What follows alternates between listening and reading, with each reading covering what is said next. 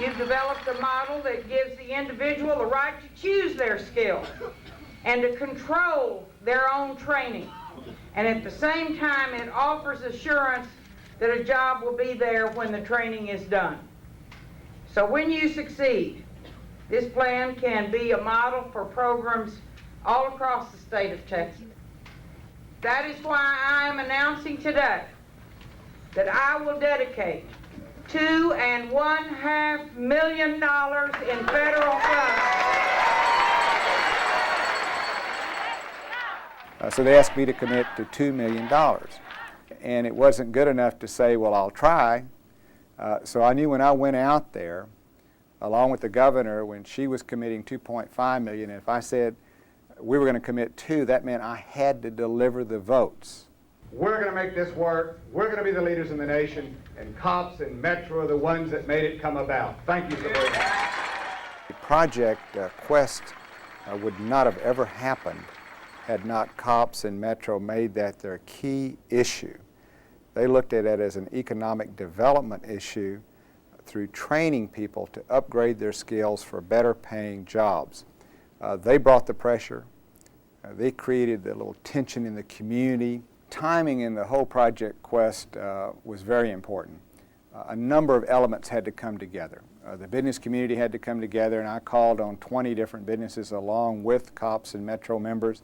The governor had to be at the table, and we had to be at the table.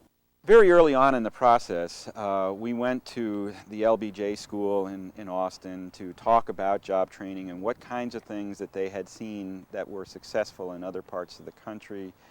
And Mr. McPherson basically at that point told us that, you know, a lot of good ideas were available, and as we talked with him, our stories were confirming his thinking. In other words, when we would tell stories about people who had gone through training and then were not able to maintain themselves and had to drop out of training, or stories about how they became in debt and had a worthless certificate at the end of it so they couldn't get a job, he was able to put sort of the technical knowledge behind those stories. Working with COPS Metro Alliance, particularly the community leaders and the individual members of that community, was probably one of the better experiences that I've had in the job training business.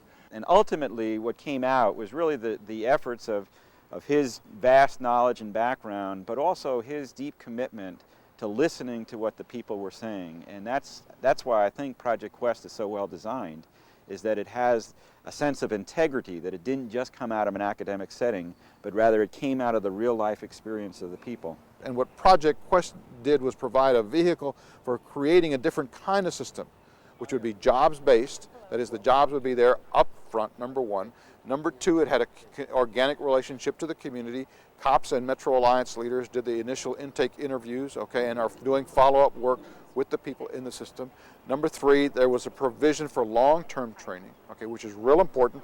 Project Quest provides training of a year or better. Number four, there were support payments for things like childcare and other things which are an absolute necessity if you're going to ask people to go through training which lasts a year or better. There has to be this one-shop shopping dimension so that there isn't the kind of fragmentation, okay, of services that it used to exist. That there has to be some organized system where a person can go one place and get all of his or her needs taken care of from the beginning. And they will let you know when your appointment. As part of Project Quest, we set up interview teams in many of our different parishes throughout the city.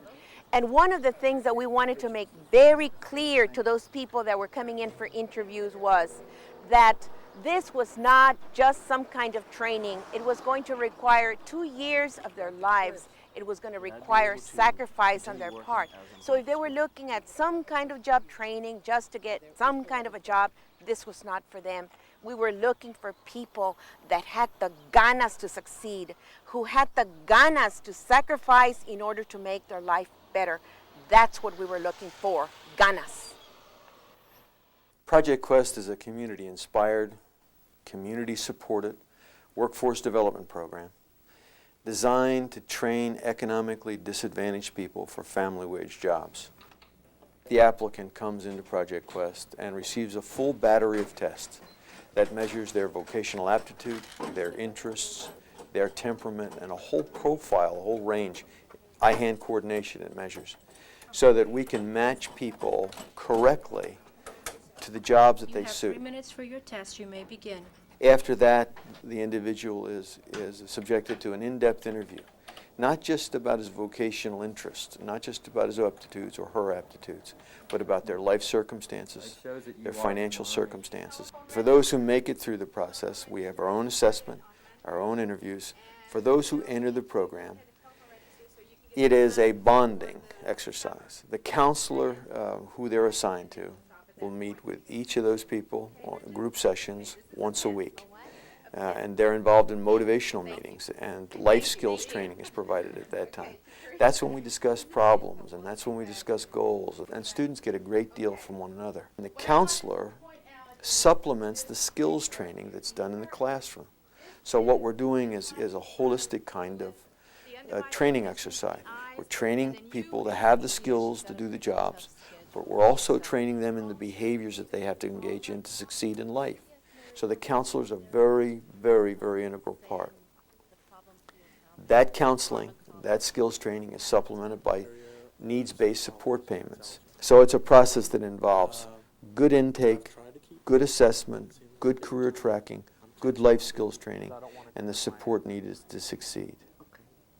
So to the extent we have been able to, we have made Project Quest into the national ideal. That is to say, people who come to us don't have to figure out how to get a Pell Grant, or don't know how to figure out how to get into the San Antonio Housing Authority, or don't know how to figure out how to get to the Texas Rehabilitation Commission, or any one of a number of other services, because we've made this program one stop. You don't have to figure it out by yourself. We help. A couple of months ago, we were invited to a conference in Washington, and the Department of Labor was trying to focus on those few programs in the country that seemed to be working. Project Quest was invited to Washington, along with our first graduate, I might add, Cynthia Scott. I think that I was probably chosen to speak with him on that panel because I went from welfare to work. And I think that's his Reemployment Act.